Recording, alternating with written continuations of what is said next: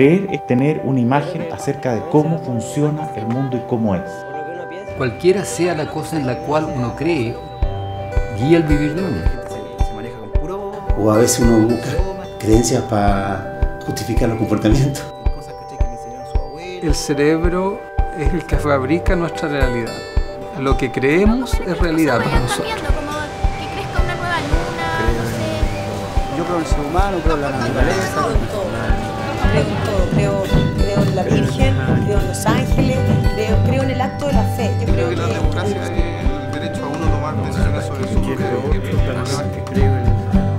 Yo creo que las cosas son en la medida en que... Antes sí, pero ahora ya no, ya no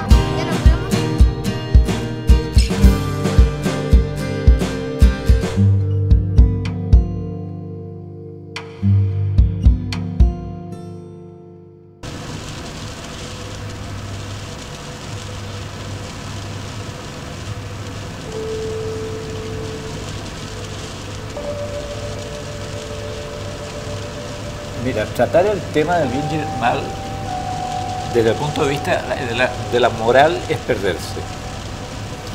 Hay que introducir el concepto de sentido. Entonces, para mí, ¿dónde está el bien y el mal?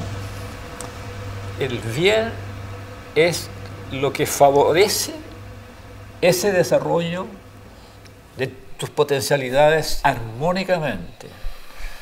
Y el mal es lo que obstruye o hace imposible el desarrollo de tus potencialidades psíquicas. Es hacer que le vaya bien al hombre, no pues, en su trabajo, lo que haga, le vaya bien. Es el bien, pues. Y el mal es desearle mal al otro. ¿Ah? Ese es el bien y el mal, pues. Ay, nomás pues, ¿a dónde va arrancando para allá?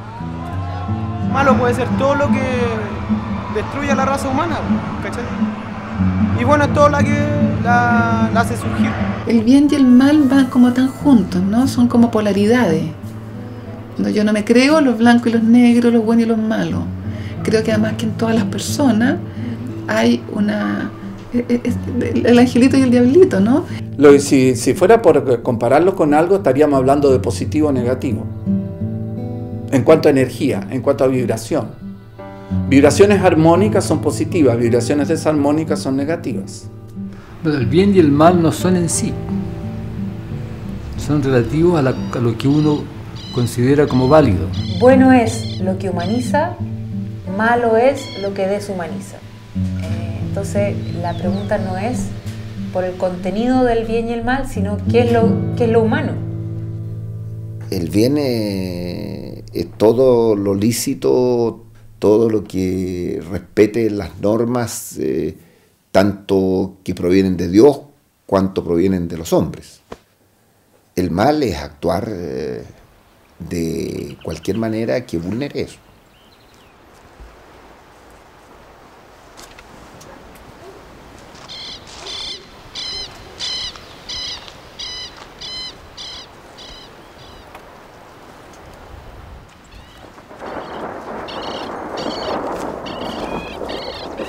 La Machi trabaja con su espíritu de don para sanar a una persona, si está mal y contra el mal. Entonces la Machi, si tiene un espíritu fuerte, un don bueno, hace sanar a la persona y contra el mal. Entonces por eso uno de niña le da el don, mi Dios, para que sea Machi. Esta agua es vertente, sale de la tierra. Es decir, porque la tierra tiene vida. Es como una persona. Esta agüita que sale puede ser sangre de la tierra, que está viva, corre por la vena. Estos remedios medicinales no la plantan porque ellos eso suben solo. Y la agua, hay mucho poder, poder de Dios. Dios dejó todo poder cada tierra.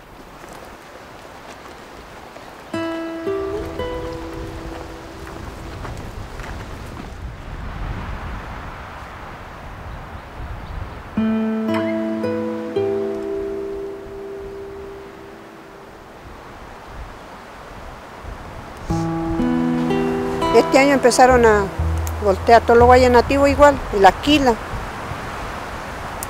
y los remedios medicinales que había. Lo quemaron todo, ahora plantaron puro pino. Y siguen haciendo daño. ¿Hasta cuándo lo van a cortar? Tenía guaya nativo, tenía quila y tenía remedios medicinales, árboles.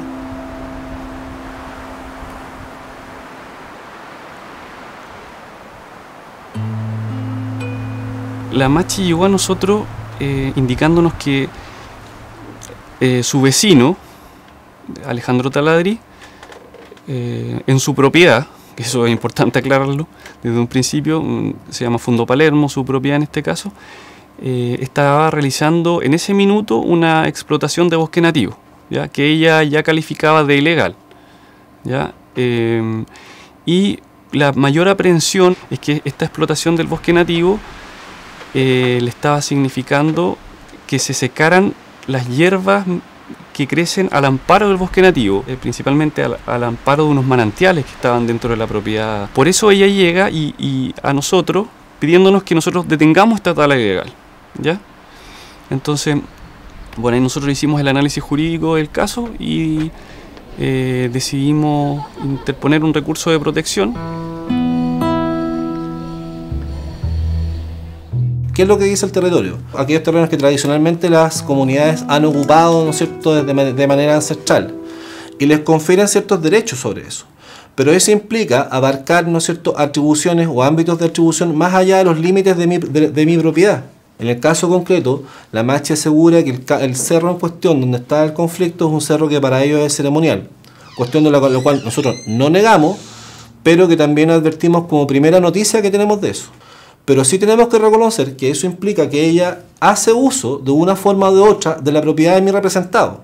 ¿Me explico? Esto es lo mismo que el día de mañana, a lo mejor un vecino mío en mi casa empieza a ingresar a mi propiedad, a lo mejor a mí no me molesta, pero hacer uso de plantas, de pastos o de arbustos porque para él tienen algún valor de acuerdo a su propia religión. Históricamente los mapuches eran un pueblo que se movía en grandes extensiones de terreno y ese concepto de los límites no tenía mucho que ver con ellos. Entonces ellos tuvieron que adaptarse en los 200 años, digamos, de colonización, digamos, de historia chilena, al concepto de la propiedad privada, de la determinación de los límites. Tengo rabia y estoy muy preocupado. ¿Por qué lo hizo? Porque don Alejandro Taladri fue nacido acá, claro, su abuelo era colono y fue nacido acá su padre y sabe perfectamente bien que existe mapuche, existe comunidad y existe machi en la comunidad. En el cerro, los árboles tienen espíritu tan vivo, entonces la persona lo ve, uno se siente bien cuando los guayes nativos, todas las plantaciones te vivo y se ve bonito, pero cuando la voltean o la queman, es muy malo. Y en este fundo, en esta agua hay poder. Así como le he dicho a los menocos, hay poder, hay perrimontún, hay de todo en esta tierra. Y eso tiene que respetar, sea quien sea los ricos. Y nosotros nunca nos lo hemos respetado como mapuche, como comunidad y como machi. La mayoría de los conflictos que hay en la 8ª y en la 9ª región con comunidades mapuches son por el tema del agua. Creemos que no hay una ética de desarrollo, no hay una ética con los bosques, sino más bien hay un proceso de explotación, y la palabra ya de explotación es un concepto violento. Entonces estamos tratando de, también a través del lenguaje, empezar a cambiar los conceptos para hacerlo más armónico. Podemos trabajar el bosque, ¿no? Convivir con el bosque nos da alimento, podemos hacer que el bosque también, a veces cuando se enferma podemos sanarlo, ¿no?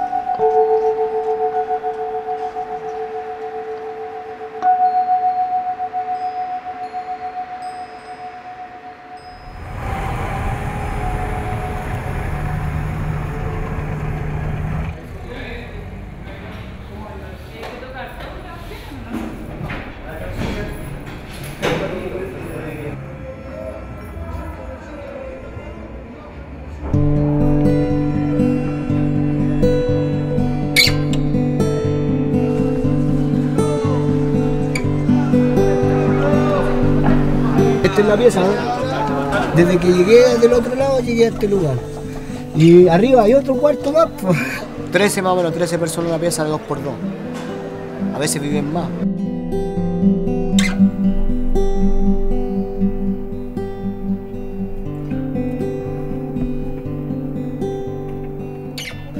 día que estaba yo compartiendo con otro joven que había conocido en la noche, que yo pensé que era un amigo.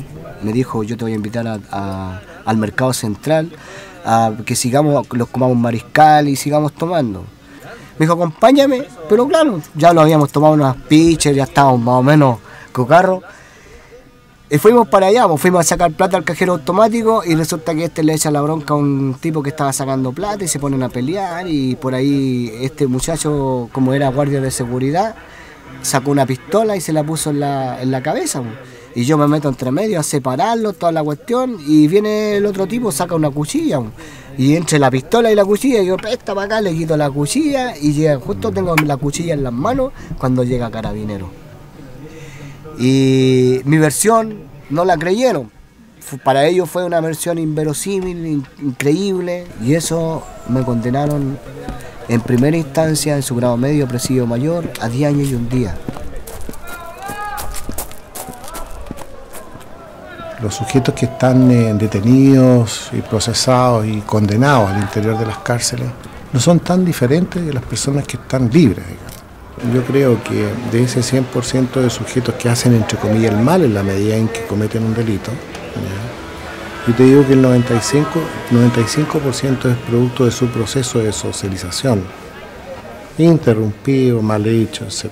Estoy pensando de que solo puede ser explicado de que el mal, entre comillas, así en sí mismo, no existe más allá del 3 al 5%.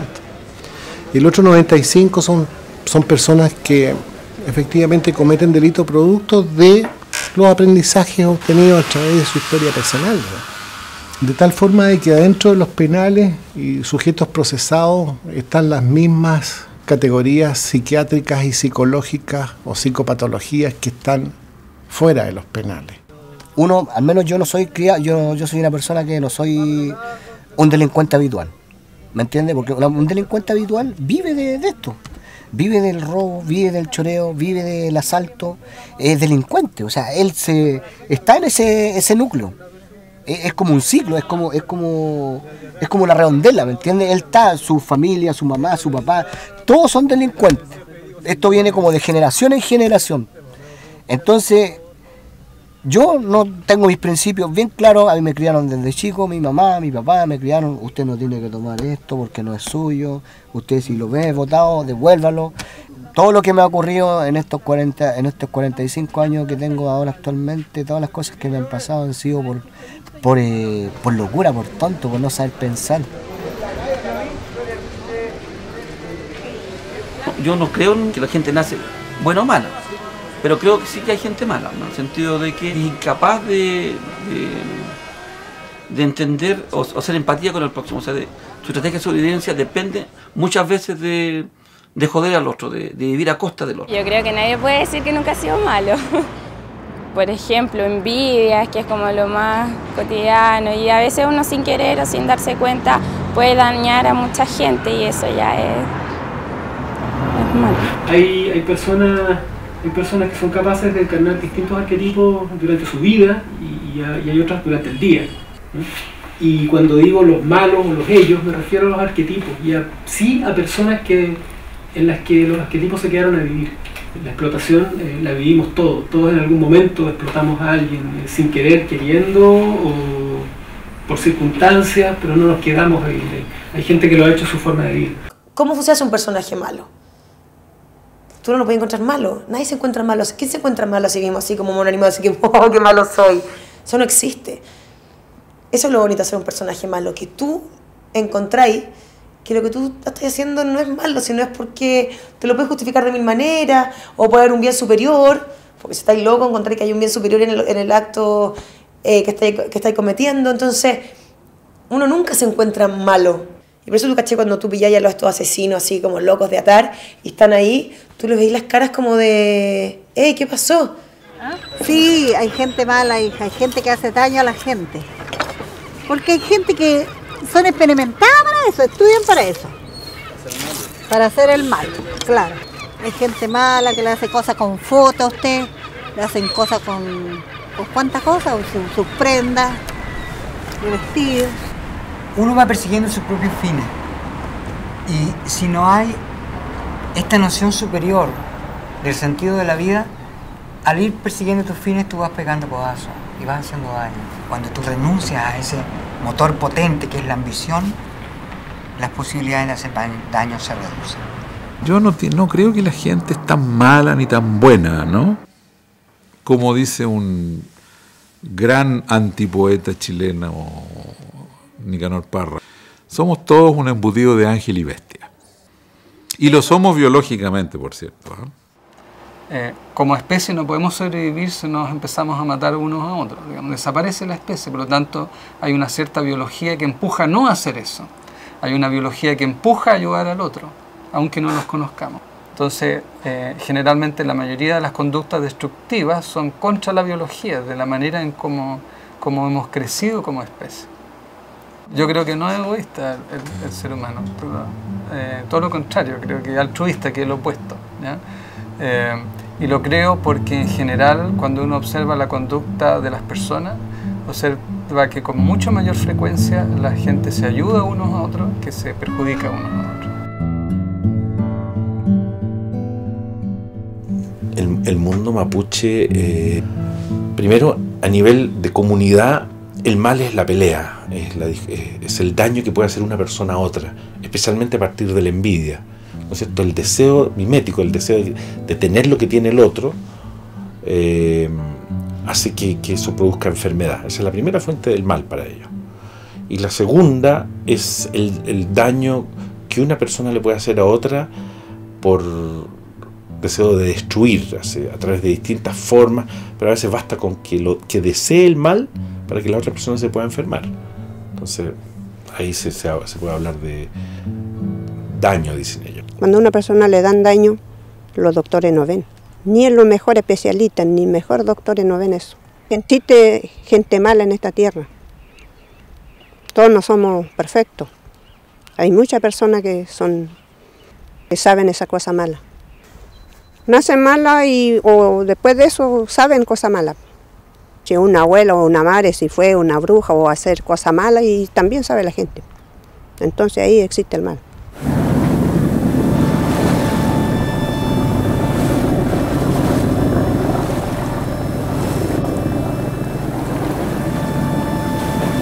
El mito no es una cosa rara en una sociedad, en una cultura.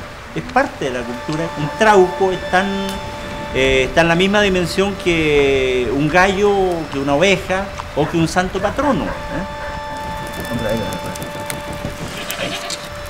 Pero están los brujos, por ejemplo, que es una de las creencias más fuertes.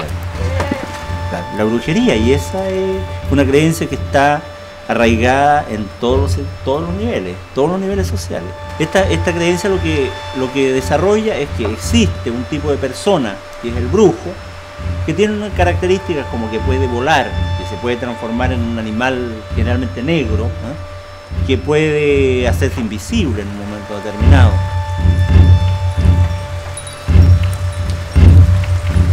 Yo tengo una historia que me contaba mi madre.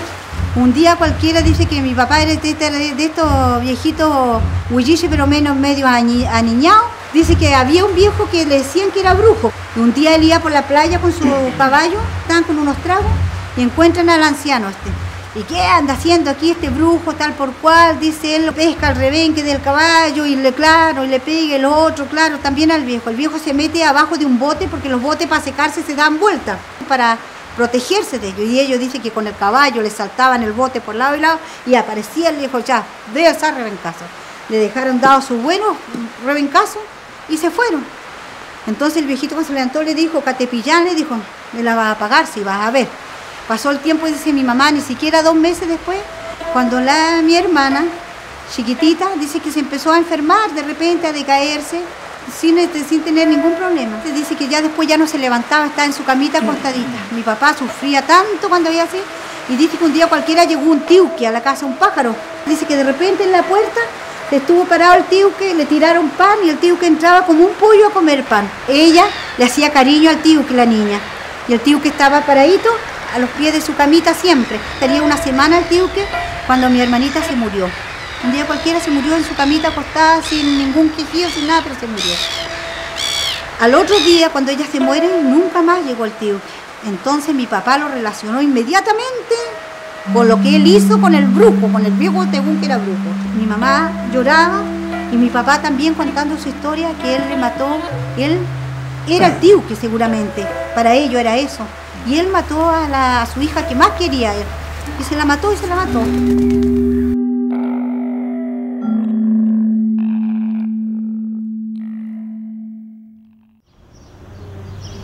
Efectivamente, sobre todo en los primeros años de la reforma procesal penal recibimos algunas denuncias por delitos de amenaza, o así los tipificamos de acuerdo a lo que más se asemejaban. Personas que venían a denunciar que otras personas habían hecho algo para perjudicarlos a través de situaciones de brujería. Que alguna persona había encargado a un brujo causarle un mal, que le provocara la muerte, o que se había arrojado tierra de cementerio en su casa para que le fuera mal en la vida.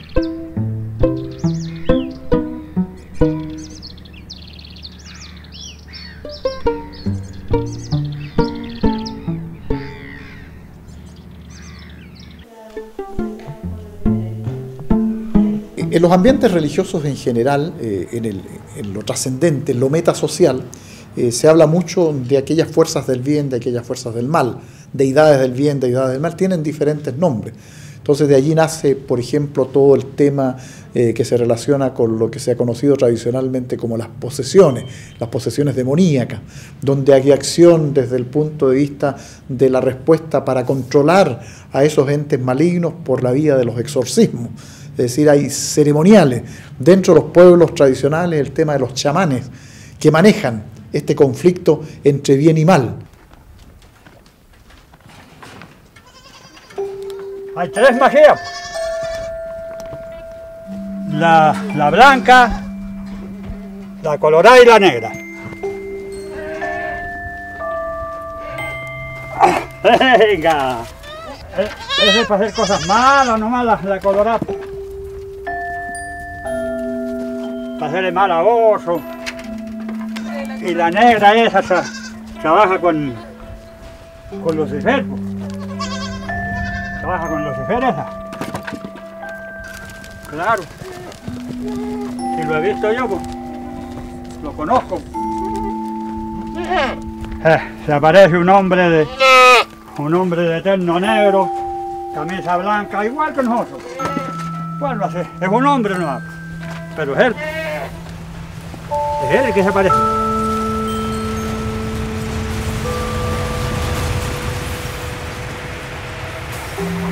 La magia blanca opera de dos maneras.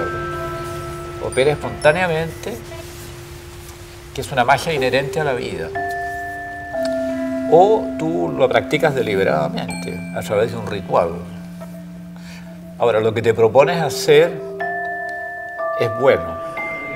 O sea, tú canalizas una fuerza psíquica que la despliegas respaldada por una muy buena intención, que no tiene nada de egoísta, todo lo contrario, el bien de la comunidad. Eso es magia blanca, resulta. Hay fuerzas que se oponen a la vida.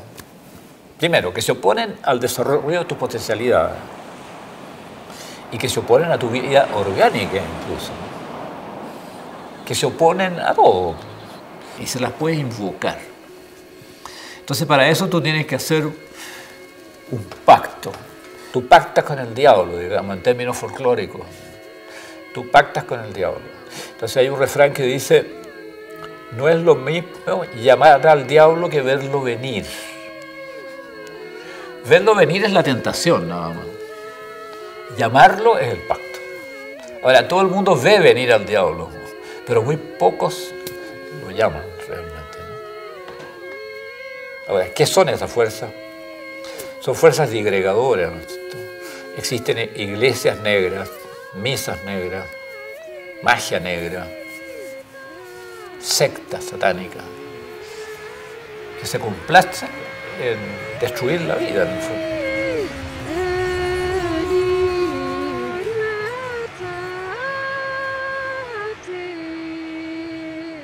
El cristianismo y el judaísmo es monoteísta, rechaza que el mal tenga un principio que no sea el único Dios que es bueno. En el dualismo, Marduk, el Dios bueno, crea el mundo y al hombre ¿cómo? Del cadáver de Tiamat. Del principio malo lo vence y del cadáver de Tiamat tuvo la buena idea y creó el hombre.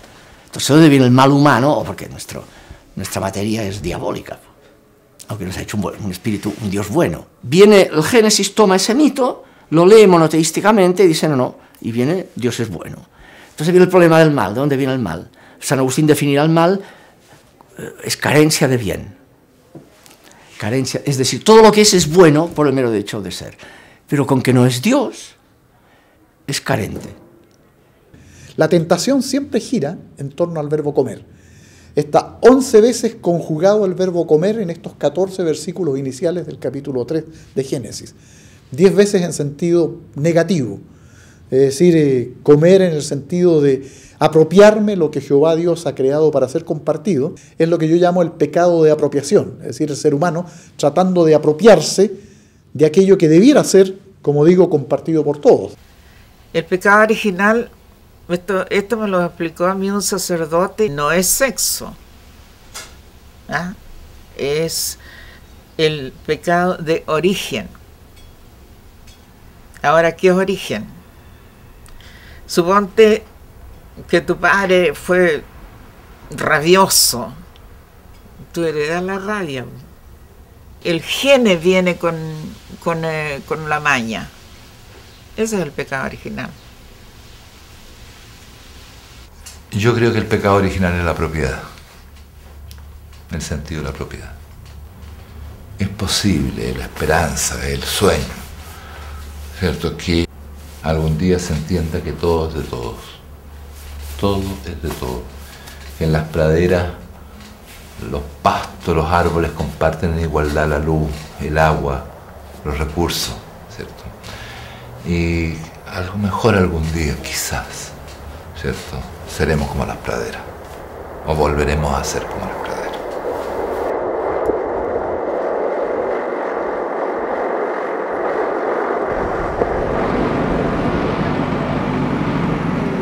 Se va a construir una obra de una antena para la compañía Claro. ¿Quién lo mandó? ¿Quién le dio autorización? Supuestamente el propietario de acá. Aquí no hay permiso. Ya. Este terreno está en conflicto. Sí, porque sobre este predio hubo un recurso de protección que ya está fallado y que el recurso igual fue adjudicado a la Machi. Yo ando trabajando, si a mí me dicen trabajo, tengo que seguir trabajando, si no, no sé. Detrás de mí tengo una familia que tengo que alimentar también. Ya, ahora se van y no vuelven nunca más porque yo voy a llamar a la policía. Al lado de la comunidad, cerca de la comunidad, no pueden tener una antena porque esta antena trae por enfermedad. Por lo que yo recuerdo, el dominio y la propiedad es un derecho que en la historia tradicional republicana chilena, caramba, que ha tenido importancia, hasta en quiebres institucionales, por lo que yo recuerdo. Yo no puedo negar a la posibilidad de que ella tenga una cultura, un bagaje cultural, un acervo cultural, y por cierto que respetamos todas las manifestaciones en tal sentido. Lo que decimos es que en Chile hoy día, y como te decía anteriormente, existe una igualdad ante la ley. Y bajo ese concepto, entendemos que lo que es una reglamentación para uno, lo debe ser para todos. Si yo lo mando a llamar en la casa, ¿cree que va a ir a Don Talagrí a hablar conmigo? Yo creo que no. Yo también, si voy a donde Don Talagrí, yo creo que no me va a atender él, como persona. Entonces, por eso yo lo demandé a don Alejandro Talagrí el año pasado, en octubre. Y pedimos el recurso de protección. Ahí dejó de talar, pero ya terminó todos los guayes nativos. Y ahora hace poco que salió la Corte de Apelación, que falló a don Talagrí, que ganamos el juicio nosotros. Este derecho de dominio, que se entiende como absoluto históricamente y, como te decía, con la Constitución del 80, más aún, o le impide, digamos, a la Machi Francisca Linconao ejercer su cultura. En definitiva, impide el ejercicio de la cultura mapuche. Entonces, eso es lo paradigmático. ¿Cuál derecho tiene que primar? La Corte se ha pronunciado a nuestro favor en primera instancia tampoco, digamos, desconociendo el derecho de dominio. La misma Corte lo señala tajantemente. Y con fecha 16 de septiembre dictaron el fallo. El fallo salió favorable a las pretensiones de la Machi Francisca, en el sentido de que estableció que existió una corta ilegal, señaló que existían estas infracciones, señaló que había una vulneración del derecho a vivir en un medio ambiente libre de contaminación. El principio central para interpretar todos los derechos es el principio de la dignidad.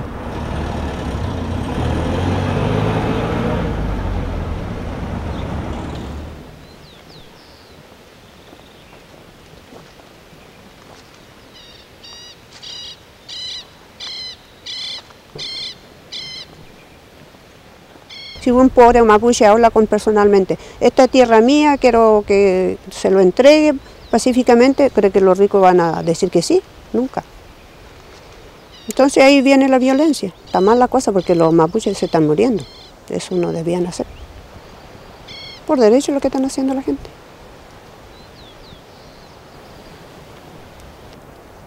Pero pensándolo bien, también pacíficamente podía ser mejor.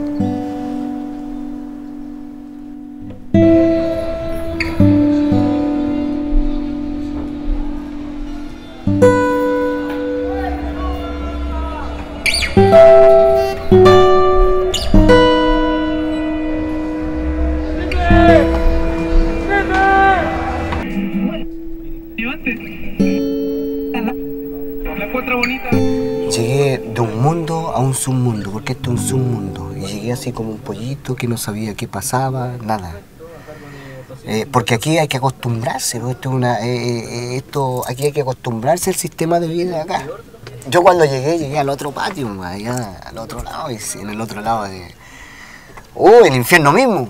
Se va a decir que pelea todos los días, así una cuchilla grande, peleando y pelean por puras tonteras. Por cigarro, por un cigarro, por el espacio muchas veces, por el espacio también, lo que más se pelea aquí es por el espacio. Entonces yo luchando para allá, luchando para acá, para tratar de venirme a una calle conducta.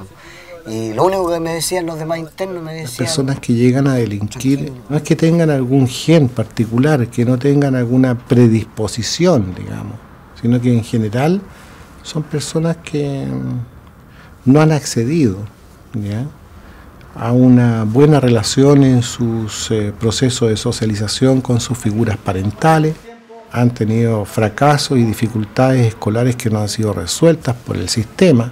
Aquí vamos a entrar al taller de la iglesia. Aquí hay hermanos que cantan, que alaban al Señor. Creí tener amigos en el mundo. Al entender mi mano, ninguno me ayudó. Así fuimos. Me privaron de mi libertad, entre brazos te tuve que llorar. Y la cárcel, compañera mía, fue. Pero libre ahora soy.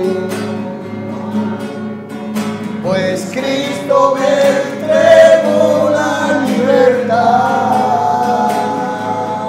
y ahora como el viento libre soy. Amén. Yo, como le digo, yo me crié en la calle, yo me crié viviendo en las calles, en las caletas y todo eso. Entonces yo no sentía compasión de otra persona. Yo por eso me arrancaba de mi casa, porque a mí me pasaban pegando todos los días. Me pegaban con cadenas, con lo que pillaran, con martillo, con palo, con lo que pillaran me pegaban.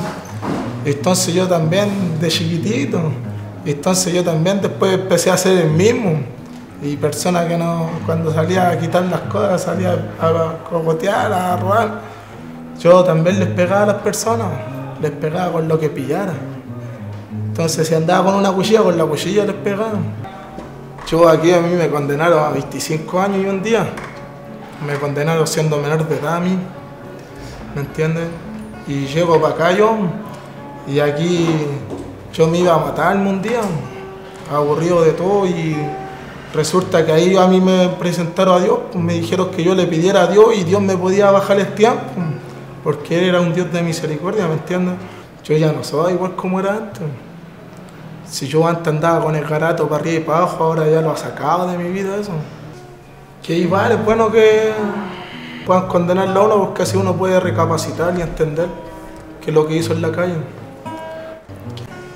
Aquí hay personas que de repente llegan a este lugar y, como les dije yo al principio, llegan muchas veces porque cometieron un delito, llegan a este lugar y tratan de cambiar, pero muchos no pueden porque el mismo sistema se acoplan al sistema, porque aquí hay mucha maldad.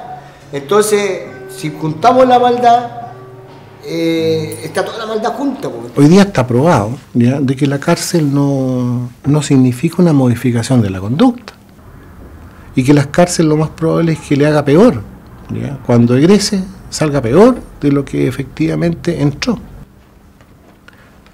No se tomaba muy en cuenta los daños que generan los delitos, porque si un sujeto tiene, no sé, pues tiene 14.000 gallinas en un gallinero y le roban una, el sujeto pierde una gallina, sin duda, es parte de su patrimonio, pero ¿cuánto pierde?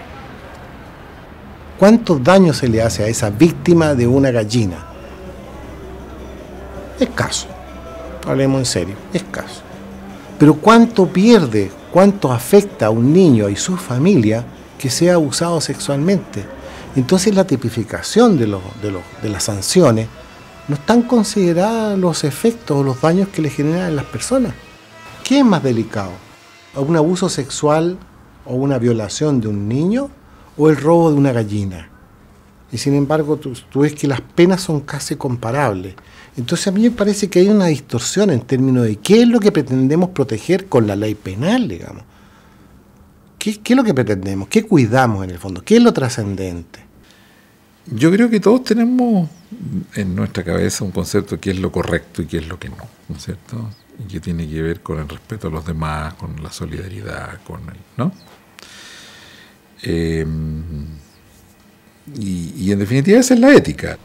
Lo que quiero decir que tú puedes ver políticos de izquierda y derecha muy éticos o muy poco éticos. Puedes ver religiosos muy éticos y muy poco éticos, ¿no? Es decir, yo creo que es una dimensión distinta a la de la dimensión de las convicciones ideológicas o religiosas. Que en el fondo no hay receta en la vida para vivir. Entonces lo que hace la ética es que te va como ofreciendo principios, herramientas, pistas para poder ir discerniendo. Se habla de muchas éticas y la ética es una. El hacerme cargo, responsable y ser consciente de que las consecuencias de mis actos no dañen a otros. La moral tiene que ver con las normas, con las costumbres, con las leyes. En la ética lo importante son las personas y la conducta de uno en relación a la persona y la responsabilidad que yo reconozco en mí con respecto a mi conducta, con respecto a las otras personas. No, en el fondo, en el mundo no hay moral ni ética afuera. Es un acuerdo muy pobre en el que nos ponemos, ¿no?, en consenso nosotros. Y tratamos de que funcione más o menos la sociedad, pero muy poco lo que actuar bien tiene que ver con la ética, no con el premio, con el castigo. Y esto tiene que ver, y esta ética en el fondo tira unas ondas para todos lados y te empiezan a pasar, no es que te pasen cosas buenas, porque tampoco hay justicia en esto. Tú puedes ser el más bueno del mundo y en la esquina te acuchilla un tipo y sonaste, y no hay justicia. El bien y el mal no existen, son además categorías provisorias y cambiantes, dependiendo de los contextos históricos, sociales o de momentos de vida, en el caso del individuo. Pero sí creo que hay una relación misteriosa entre ética y estética. Yo diría que trato de evitar las cosas que son estéticamente feas, como conducta, intento evitar las conductas estéticamente feas, los comportamientos estéticamente feos, porque no tienen una ética bella, ¿cachai? Fue el escritor ruso Fedor Dostoyevsky quien dijo: la belleza salvará al mundo. No solo la verdad, no solo el rigor moral, no solo la ética, no solo el ordenamiento político de la sociedad, también la belleza. Y hemos creado un mundo sin belleza, mecánico, agresivo.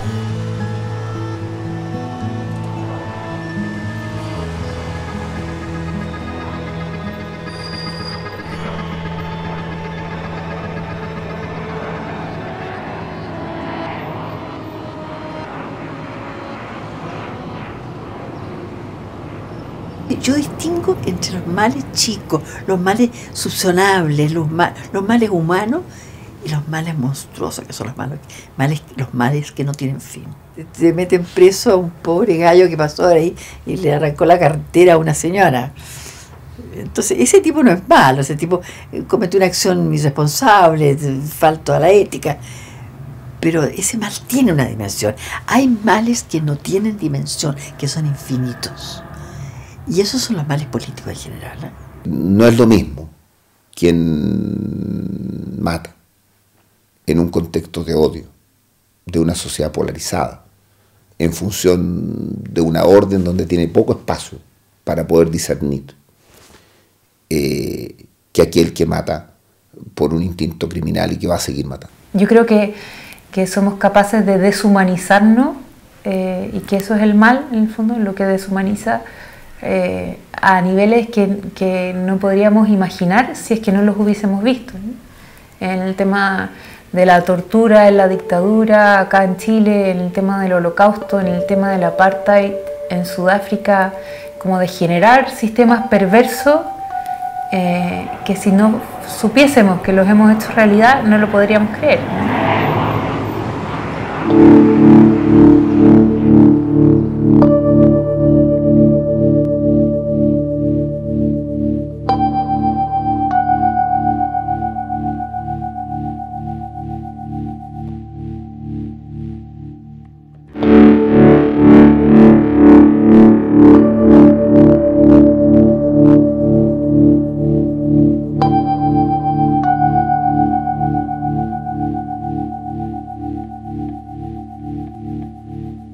Existe la conciencia, ¿no es cierto? Por eso dice un refrán, el corazón no miente a nadie, el corazón es conciencia. Y la conciencia te remuerde cuando tú actúas mal. Actuaste contra el sentido. Eso significa.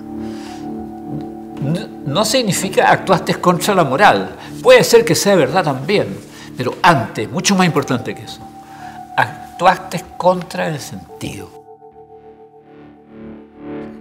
Hay ciertas estructuras de personalidad que se van a ajustar muy bien a una estructura institucional en la que todo se determina por alguien superior y todo lo que me corresponde a mí es ejecutar sin que la estructura moral que todos tenemos participe. Solamente yo participo como un medio que está destinado a cumplir lo que se me ha ordenado.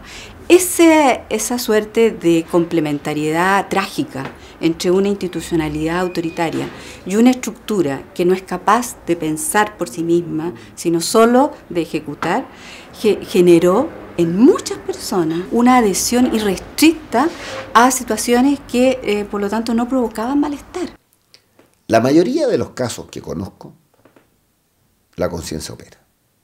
Pero hay casos, como te digo, muy pocos, donde esas categorías no existen y donde se reafirma la visión. No, yo actué bien, yo no tengo problema, yo no tengo arrepentimiento, yo no tengo de nada que arrepentirme. Bueno, en estos sujetos que efectivamente tienen algún trastorno serio de personalidad, la verdad es que habitualmente la culpa está ausente. El reconocimiento de lo ilícito, de su conducta mala o su conducta delictiva, es difícil obtenerla. Y verse el espejo, es decir, yo violé a mi hija.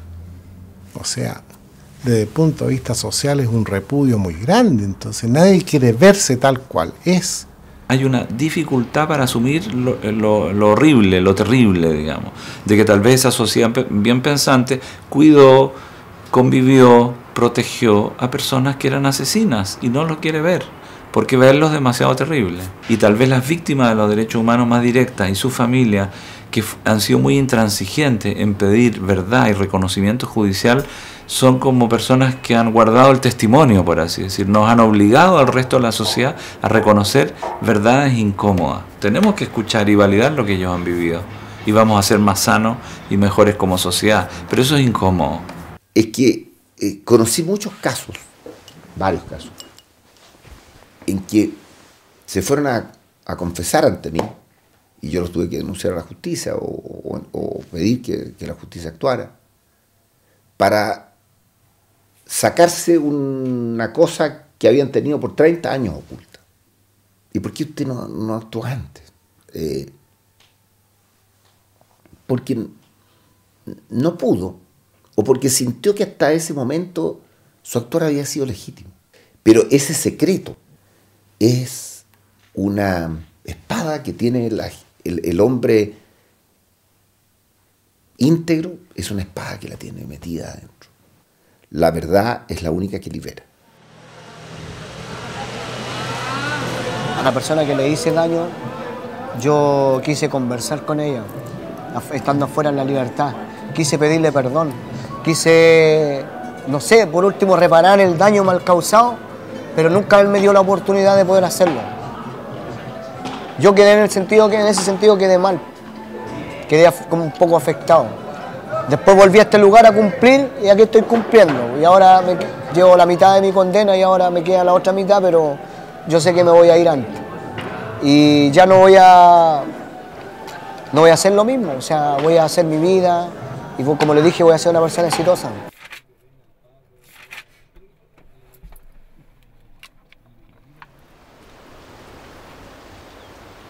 Si él sigue plantando los pinos y no va a haber más remedios medicinales, no va a haber ni pasto porque se van a secar todo. Porque el pino es así, la plantación de pino eucalipto seca todo, hasta el pasto lo seca. Y entonces por eso yo estoy pidiéndole a Conadi, le estoy exigiendo que se compre el terreno para remedios medicinales de Cancha Villatún, a donde se planta la curva para hacer un villatún, un rogativo de los mapuches anterior. Eso no se puede terminar.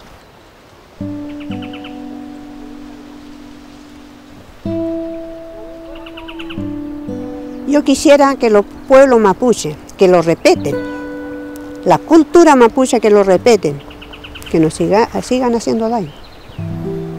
Y que respeten el agua, Vistente, Menoco, que nos lo pasan a llevar.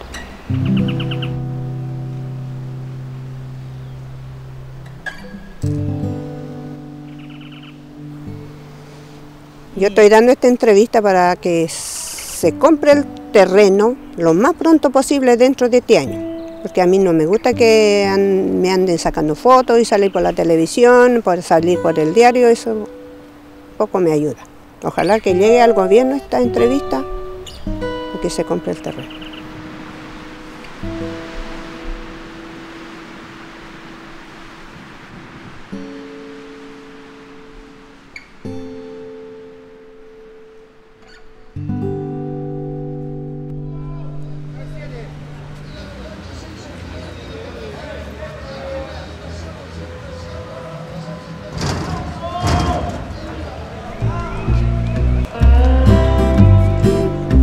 Antes de llegar a esta calle, estaba allá en la calle 9 y muchos de los internos me decían, oye, tú te parecías al Chavo.